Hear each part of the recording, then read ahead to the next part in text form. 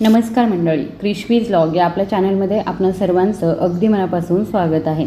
जर तुमचं वय 55, 60 किंवा मग 70च्या दरम्यान असेल आणि तुम्हाला पूर्वीसारखी ताकद राहिली नसल्यासारखं वाटत असेल, तुमच्या हातापायांना मुंग्या येत असतील, थोडंसं चालल्यावर धाप लागत असेल, तुमचे पाय सुजत असतील किंवा मग तुमच्या शरीरामध्ये एक विचित्र जडपणा जाणवत असेल तर काही मिनिटे काळजीपूर्वक ऐका, कारण ही लक्षणे तुमच्या रक्तप्रवाहामध्ये बिघाड झाल्याची असू शकतात आणि समस्या नेहमीच केवळ वाढत्या वयामुळे नसते.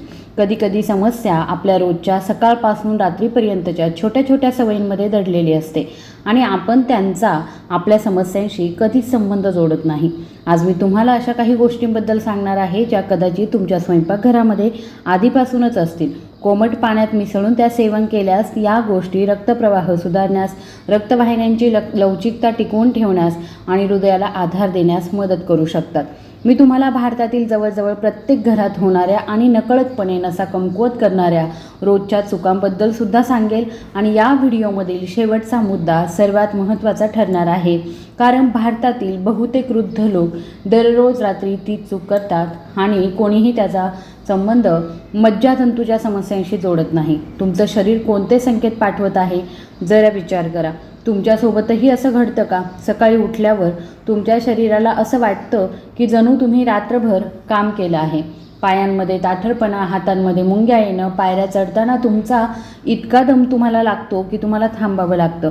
पूर्वी तुम्ही मंदिरात चालत जायचे, पण आता तुम्हाला ऑटो घ्यावा लागतो. नातवंडे म्हणतात की आजोबा चला खेळूया, पण 5 मिनिटांमध्येच तुम्ही थकून जातात.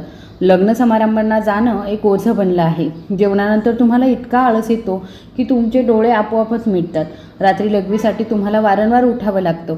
तुमची झोप सतत खंडित होत असते आणि सर्वात मोठी भीती म्हणजे मुलांवर अवलंबून राहण्याची भीती. ही भीती तुम्हाला आतून पोखरून टाकते. भारतातील अनेक वृद्ध लोक आपला त्रास मुकाट्याने सहन करतात. त्याला आजार न मानता केवळ आपलं वय मानतात. ते म्हणतात की आता आम्ही म्हातारं झालो आहोत, ते तसंच असलं पाहिजे.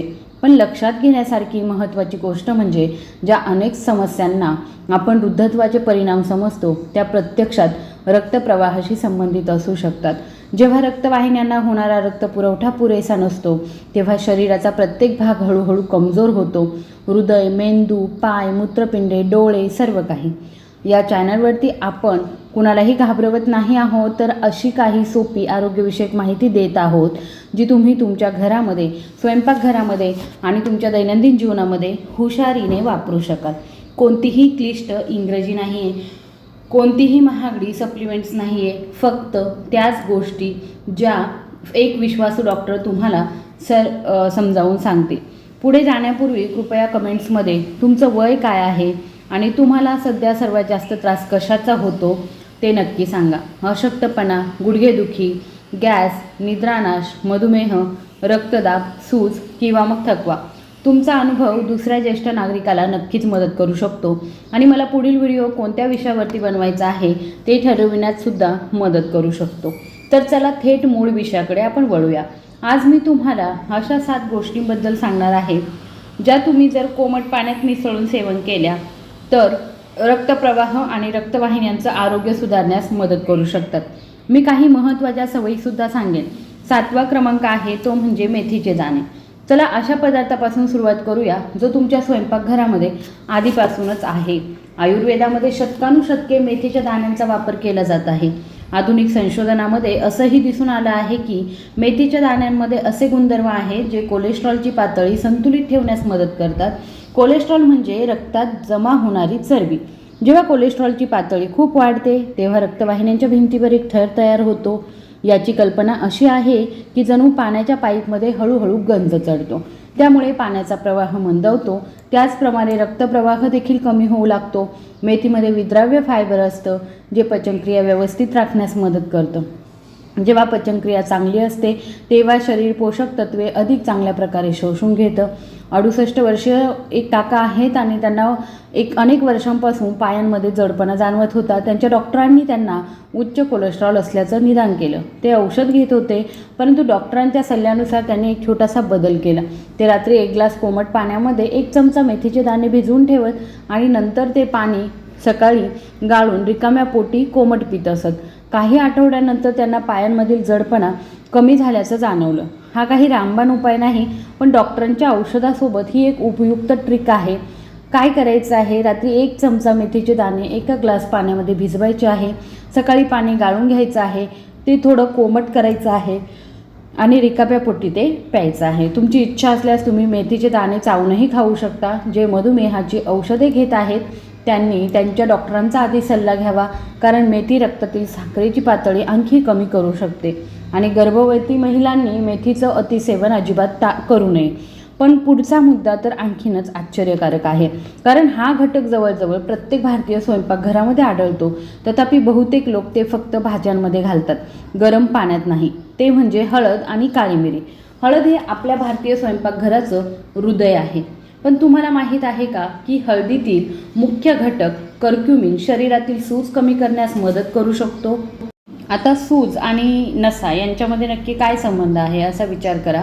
जेव्हा शरीरामध्ये सौम्य सूज दीर्घकाळ टिकून राहते तेव्हा डॉक्टर त्याला दीर्घकालीन सूज असं म्हणतात. याचा अर्थ असा की अंतर्गत सूजेमुळे रक्तवाहिन्यांच्या भिंती कमकुवत होतात. अशा परिस्थितीमध्ये वंगण जमा होणं सोपं होतं. ही अंतर्गत सूज शांत करण्यासाठी हळद उपयुक्त ठरू शकते. पण इथे एक अत्यंत महत्त्वाचा मुद्दा आहे. केवळ हळदीचं सेवन केल्याने शरीर ती योग्य प्रकारे शोषून घेऊ शकत नाही. आणि काळी मिरी जी आहेत, तर काळी मिरी याच्यामध्ये पायपेरिन नावाचा एक पदार्थ असतो, जो शरीराची हळदीतील कर्क्युमिन शोषून घेण्याची क्षमता लक्षणीयरित्या वाढवू शकतो. याचा अर्थ असा की काळ्या मिरीशिवाय हळदीचे फायदे नगण्य आहेत. मग काय करावं? 1 ग्लास कोमट पाण्यामध्ये अर्धा चमचा हळद आणि चिमूटभर काळी मिरी मिसळायची आहे.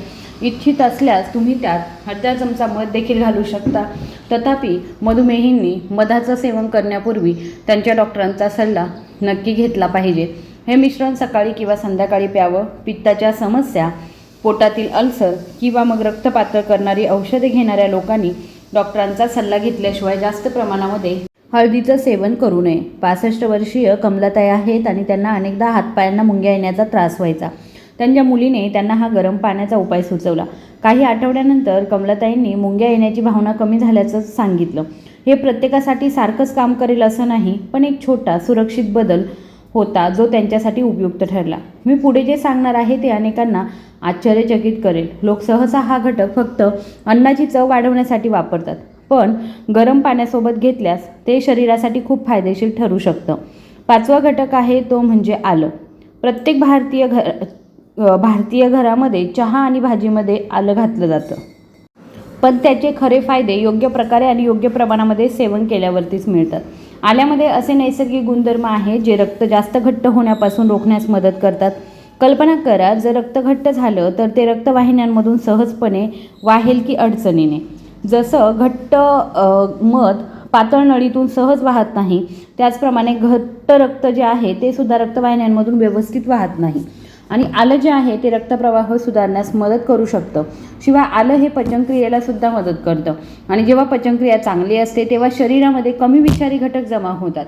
तर काय करायचं आहे, आल्याचं सुमारे अर्धा इंच लांबीचा एक छोटा तुकडा किसून किंवा बारीक चिरून घ्यायचा आहे आणि तो 1 ग्लास गरम पाण्यामध्ये टाकायचा आहे. झाकण ठेवून 5 मिनिटे ते तसंच राहू द्यायचं आहे.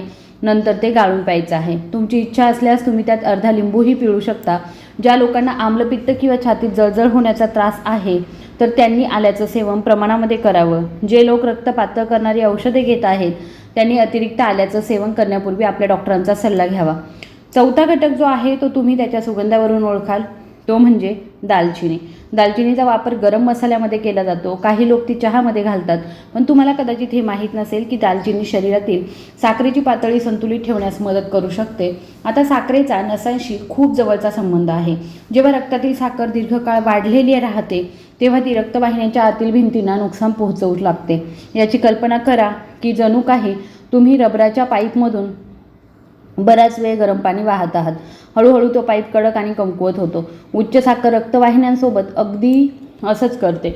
म्हणून साखरेची पातळी संतुलित ठेवणं हे केवळ मधुमेहापुरतं मर्यादित नाही, तर ते रक्तवाहिन्यांच्या आरोग्याशी देखील संबंधित आहे. दालचिनीमध्ये असे गुणधर्म असल्याचं दिसून आलं आहे की जे इन्सुलिनचे कार्य सुधारण्यास मदत करू शकतात. इन्सुलिन हे शरीरातील एक संप्रेरक आहे जे साखरेचं नियमन करतं. आता काय करायचं आहे, अर्धा चमचा दालचिनी पावडर गरम पाण्यामध्ये मिसळून ते पाणी प्यायचं आहे. किंवा दालचिनी एक लहान काडी गरम पाण्यामध्ये 10 मिनिटे भिजवून ठेवा आणि नंतर ते पाणी प्या. दिवसातून एकदा हे पुरेसं आहे. दालचिनीचं अतिसेवन टाळा. दिवसातून अर्ध्या चमच्यापेक्षा जास्त घेऊ नका. मधुमेहाची औषधे किंवा इन्सुलिन घेणाऱ्यांनी डॉक्टरांचा सल्ला घ्यावा. यकृताचा त्रास असल्यास सावधगिरी बाळगा. 71 वर्षीय एक काका आहे आणि त्यांना टाईप 2 मधुमेह होता. ते नियमितपणे औषधे घेत असत, पण त्यांच्या साखरेची पातळी कमी जास्त होत असे. डॉक्टरांनी त्यांच्या आहारामध्ये छोटे बदल करण्याचा सल्ला दिला. त्यांच्या मुलाने याबद्दल ऑनलाईन वाचल्यानंतर डॉक्टरांचा सल्ला घेऊन त्यांनी कोमट पाण्यामध्ये दालचिनी मिसळून घ्यायला सुरुवात केली. हळूहळू जेवणानंतर येणारी सुस्ती कमी होत असल्याचं त्या काकांनी सांगितलं. त्यांच्या साखरेची पातळी काही प्रमाणामध्ये स्थिर झाली. लक्षात ठेवा, हा औषधांना पर्याय नाही आहे, पण ही एक उपयुक्त सवय नक्कीच बनू शकते. जर तुम्हाला वाटत असेल की ही माहिती तुमच्या घरातील एखाद्या वृद्ध व्यक्तीसाठी, पालकांसाठी किंवा मग जोडीदारासाठी उपयुक्त ठरू शकते, तर कृपया व्हिडिओला लाईक करा आणि चॅनलला सबस्क्राईब करा. आता ज्येष्ठ नागरिकांसाठी पुढची जी गोष्ट आहे ती अत्यंत उपयुक्त ठरू शकते, कारण तिसरा अंक जो आहे तो म्हणजे लिंबू. तुम्ही विचारा, लिंबामध्ये असं काय विशेष आहे? पण नीट ऐका. लिंबामध्ये व्हिटॅमिन सी असतं आणि व्हिटॅमिन सी फक्त सर्दीसाठीच नाही. व्हिटॅमिन सी शरीरामध्ये विशेषतः रक्तवाहिन्यांसाठी एक महत्त्वाची भूमिका बजावतं. ते रक्तवाहिन्यांच्या भिंती ज्या आहेत त्या मजबूत आणि लवचिक ठेवण्यासही मदत करतं. असा विचार करा की एक नवीन रबरी पाईप लवचिक असतो आणि पाण्याचा दाब सहन करू शकतो. मात्र जुना पाईप जो आहे तो दाब वाढल्यावर कडक होतो आणि तो तुटू शकतो. व्हिटॅमिन सी रक्तवाहिन्यांमधील ही लवचिकता टिकून ठेवण्यास मदत करू शकतो. शिवाय लिंबामुळे शरीरातील अँटीऑक्सिडंटचं प्रमाण वाढतं. हे असे घटक आहेत जे शरीरातील पेशींचं नुकसान होण्यापासून संरक्षण करतात आणि जेव्हा पेशी निरोगी असतात तेव्हा रक्तवाहिन्याही निरोगी राहतात. तर काय करायचं आहे? सकाळी 1 ग्लास कोमट पाण्यामध्ये अर्धा लिंबाचा रस पिळून प्या. पाणी खूप गरमही नाही आणि खूप थंडही नाही, फक्त कोमट. मध घालणं आवश्यक नाही, पण चवीसाठी घालू शकता. मधुमेहींनी सावधगिरी बाळगावी. ज्यांना तीव्र आम्लपित्त किंवा छातीत जळजळ होते त्यांनी लिंबाचं सेवन कमी प्रमाणामध्ये करावं किंवा रिकाम्या पोटी टाळावं. जर तुम्हाला किडनी स्टोनचा त्रास असेल तर डॉक्टरांचा सल्ला नक्की घ्यायचा आहे. ते घेण्यापूर्वी फक्त तुमच्या डॉक्टरांचा सल्ला घ्या. दुसरी गोष्ट अशी आहे जी खूप कमी लोक गरम पाण्यातून घेतात, पण आधुनिक संशोधन त्याबद्दल बरंच काही उघड करत आहे. दुसरी गोष्ट आहे ती म्हणजे जवस. या लहान तपकिरी बिया सामान्य दिसतात, पण त्यातील पोषक तत्वे हृदय आणि रक्तवाहिन्यांसाठी खूप फायदेशीर ठरू शकतात. जवसामध्ये ओमेगा 3 फॅटी ॲसिड असतात, जे एक निरोगी फॅट आहे जे शरीराला घेणं आवश्यक आहे. शरीर ते स्वतः तयार करू शकत नाही. हे ओमेगा 3 फॅटी ॲसिड रक्तवाहिन्यांमधील सूज कमी करण्यास, रक्त जास्त घट्ट होण्यापासून रोखण्यास आणि कोलेस्ट्रॉल संतुलित ठेवण्यास मदत करू शकतं. असा विचार करा, जर रक्तवाहिन्यांच्या भिंती गुळगुळीत आणि स्वच्छ असतील तर रक्त सुरळीतपणे वाहतं. जवस या भिंती गुळगुळीत आणि निरोगी ठेवण्यास मदत करू शकतात. 65 वर्षीय उषाताई आहे आणि त्यांना उच्च रक्तदाबाचा त्रास होता आणि त्यांच्या पायांना सूज येत होती. डॉक्टरांनी औषधांसोबतच आहारामध्ये बदल करण्याचा सल्ला दिला. त्यांच्या सुनेने कुठेतरी वाचलं होतं की जवस यासाठी नक्कीच मदत करतात. तर आता उषाताईंनी दररोज सकाळी कोमट पाण्यामध्ये 1 चमचा जवसाची पूड मिसळून पिण्यास सुरुवात केली. काही आठवड्यानंतर त्यांच्या पायांची सूज कमी होत असल्याचं त्यांच्या लक्षात आलं. लक्षात ठेवा की हा त्यांचा वैयक्तिक अनुभव आहे. प्रत्येकाचे परिणाम वेगवेगळे असू शकतात. काय करायचं आहे? 1 चमचा मिक्सरमध्ये जवस जे आहे ते बारीक करा. शरीर अख्खे जवस व्यवस्थित पचवू शकत नाही, म्हणून बारीक करणं आवश्यक आहे. ही पावडर 1 ग्लास कोमट पाण्यामध्ये मिसळून घ्यायची आहे आणि सकाळी प्यायची आहे. तुम्ही ते लापशी, दही किंवा रोटीच्या पिठात सुद्धा घालू शकता. दररोज 1 ते 1.5 चमच्यापेक्षा जास्त जवसाचं सेवन करू नका. पोटामध्ये गॅस किंवा जुलाब झाल्यास प्रमाण कमी करा. जर तुम्ही रक्त पातळ करणारी औषधं घेत असाल तर तुमच्या डॉक्टरांचा सल्ला नक्की घ्या. आता सर्वात महत्त्वाची गोष्ट येते ती म्हणजे क्रमांक 1 वरची, आणि मला विश्वास आहे या संपूर्ण व्हिडिओमध्ये तुम्ही फक्त ही एक गोष्ट ऐकली तरी तुम्हाला खूप काही शिकायला मिळेल. क्रमांक 1 वरती येते ती म्हणजे लसूण. आता सर्वात महत्त्वाच्या गोष्टीकडे आपण वळतोय. जगभरामध्ये आयुर्वेद आणि पारंपरिक औषधोपचार पद्धतींमध्ये शतकानुशतके हृदयाच्या आरोग्यासाठी लसणाचा वापर केला जात आहे. आधुनिक विज्ञानही याला दुजोरा देत आहे. लसणामध्ये ॲलिसिन नावाचं एक नैसर्गिक संयुग असतं जे लसूण ठेचल्यावर किंवा चिरल्यावर तयार होतं. हे ॲलिसिन नसा आणि हृदयाला अनेक प्रकारे मदत करू शकतं. पहिलं म्हणजे लसूण रक्तदाब संतुलित ठेवण्यास मदत करू शकतो. जेव्हा रक्तदाब जास्त काळ उच्च राहतो तेव्हा नसांवर अधिक दबाव येतो.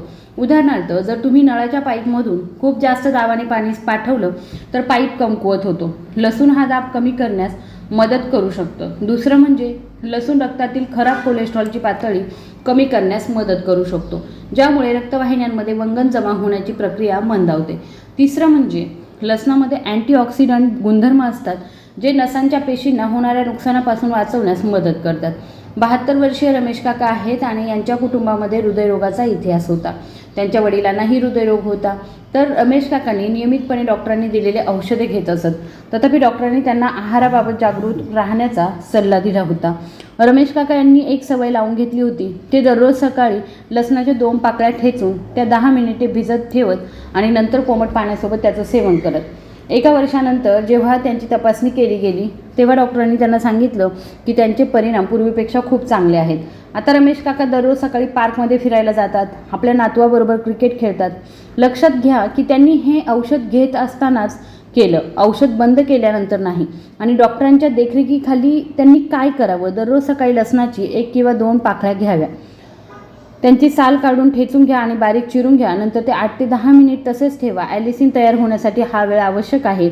त्यानंतर कोमट पाण्यासोबत ते गिळा. जर तुम्हाला चव आवडत असेल तर ते चावण्याची गरज नाही. लसूण रक्त पातळ करण्याचं काम करतो. जर तुम्ही आधीच ॲस्पिरिन किंवा मग वॉरफेरिनसारखी रक्त पातळ करणारी औषधं घेत असाल तर लसणाचा अतिरिक्त डोस घेण्यापूर्वी तुमच्या डॉक्टरांचा सल्ला नक्की घ्या. कोणत्याही शस्त्रक्रियेच्या 2 आठवड्याआधी लसणाचं अतिसेवन करणं थांबवा. जर तुम्हाला पोटदुखीचा त्रास होत असेल तर त्याचं प्रमाण कमी करा. आता एक खूप महत्त्वाची गोष्ट, मी सुरुवातीला सांगितलेली चूक बहुतेक भारतीय घरांमध्ये दररोज केली जाते, ती म्हणजे रात्रीचं जेवण जड करून लगेच झोपायला जाणं. अनेक वृद्ध लोक 8 ते 9च्या दरम्यान जड जेवण करतात. डाळ, भात, पोळी, भाजी, कधीकधी गोड पदार्थसुद्धा, आणि मग रात्री 10 वाजेपर्यंत झोपायला जातात. जेव्हा तुम्ही जड जेवणानंतर लगेच झोपता तेव्हा शरीराचं संपूर्ण लक्ष पचनावर केंद्रित होतं. रक्तदाब पचनसंस्थेकडे वळतो. रात्रीच्या वेळी नसा स्वच्छ करण्याचं आणि त्यांची दुरुस्ती करण्याचं शरीराचं सामान्य कार्य व्यवस्थित पार पडत नाही. या व्यतिरिक्त रात्रीचं जड जेवणामुळे रक्तातील साखरेमध्ये झपाट्याने वाढ होते, जी शरीर झोपेत असताना व्यवस्थित हाताळू शकत नाही. यामुळे नसांवर अतिरिक्त भार पडतो. तर काय करायचं आहे? तुमचं रात्रीचं जेवण जे आहे ते हलकं ठेवा. म्हणजे लापशी, खिचडी, मूगडाळ, डाळीचं पाणी, भाज्यांसोबत 1 पोळी खा आणि झोपण्याच्या किमान 2 तास आधी जेवण करा. जेवणानंतर 10-15 मिनिटे हळू चाला. सोप्यावर बसू नका. आता तुमच्या लक्षात आलं असेल की नसांचं आरोग्य केवळ एका गोष्टीवर अवलंबून नसतं. अन्न, पाणी, सवयी, औषधे, झोप आणि हालचाल या सर्व गोष्टी नसांच्या आरोग्यासाठी फायदेशीर आणि हानिकारकही ठरू शकतात. म्हणून एक सोपी योजना तयार करा. आजपासून सकाळी कोमट पाणी पिण्याची सवय लावा. वरती सांगितलेल्या घटकांपैकी एक निवडा. मेथी, हळद, काळी मिरी, आले, दालचिनी, लिंबू, जवस किंवा लसूण यापैकी जे तुमच्या शरीराला सूट करेल ते, आणि याने सुरुवात करा. एकदम सुरू करू नका. एका वेळी एकच पदार्थ वापरून बघा. पुढील 7 दिवस रात्रीचं हलकं जेवण करण्याची सवय लावा. झोपण्याच्या 2 तास आधी जेवण संपवा. जेवणानंतर 10 मिनिटे तरी चाला. 15 दिवस तुमच्या शरीराचं निरीक्षण करा. सूज कमी झाली आहे का? धाप कमी झाली आहे का? ऊर्जा वाढली आहे का? चिडचिड कमी झाली आहे का? आणि तुमचा अनुभव मला कमेंट बॉक्समध्ये नक्की सांगा. आणि सर्वात महत्त्वाचं म्हणजे जर तुम्हाला छातीत दुखणं, अचानक श्वास घेण्यास त्रास होणं, शरीराच्या एका बाजूला बधिरता येणं, तीव्र चक्कर येणं किंवा इतर कोणतीही असामान्य अशी लक्षणे जाणवत असतील तर ताबडतोब तुमच्या डॉक्टरांचा सल्ला घ्या.